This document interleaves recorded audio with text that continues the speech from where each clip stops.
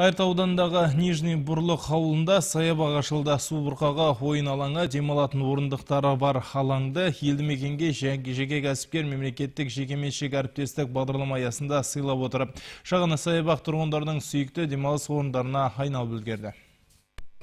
Нижний Бурлық ауылында үлкен мереке Бабық Бурлық жауапкершілігі шектеулі серіктестігі жерлестеріне жақсы сыйлық жасап отыр. Елді мекенде Конституция алаңын ашты. Бұл игі шараны олар мемлекеттік жекеменшік әріптестік бағдарламасы аясында жүзеге асырған. Село будем благоустраивать дальше. Біз ауылды одан әрі көркейтуге атсалысамыз, жоспарлар бар. Соларды бір адамдай жүзеге асыру керек. Мына демалыс орны ауылдықтардың ғана емес, қонақтардың да сүйікті мекеніне айналады деп сенемін. Саябақтың салтанатты ашылуына аудан әкімі де қатынасты. Ол қызыл таспаны кесіп, ауыл азаматтарымен бірге демалыс орнын тамашалады.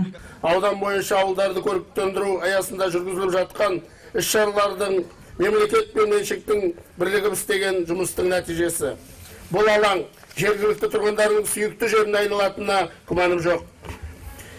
Жылдан жылға ауылдарымыз осылай көріктендіріп абаттандыру аясындағы іс-шаралар орындалса, туған өлкеміздің даңқы әрі қарай өседі деп сенемін. Жаңа ашылған саябақты аралауға жұрт қуана келді. Үлкендер баталарын беріп шашу шашса, кішкентайлар әткеншек теуіп, жастар су бұрқақтың қасында суретке түсіп мәре-сәре. Нам нравится. Бізге саябақ ұнады, балаларымызды ойнатуға ертіп келдік. Осынша мәдем болады деп күтпеп едік. Детскую площадку. Барлығы да тамаша, ауылдардың бәрінде дәл осындай саябақ жоқ. Сондықтан біз үшін күтпеген сый болды. Конституция алаңы ашылып жатыр. Біз оған өте қуаныштымыз. Өйткені күнделікте біз жұмысқа осы жолмен жүреміз. Өте әдемі, жақсы, балаларға да ойнайтын алаң бар. Там нравится и горки, и качели.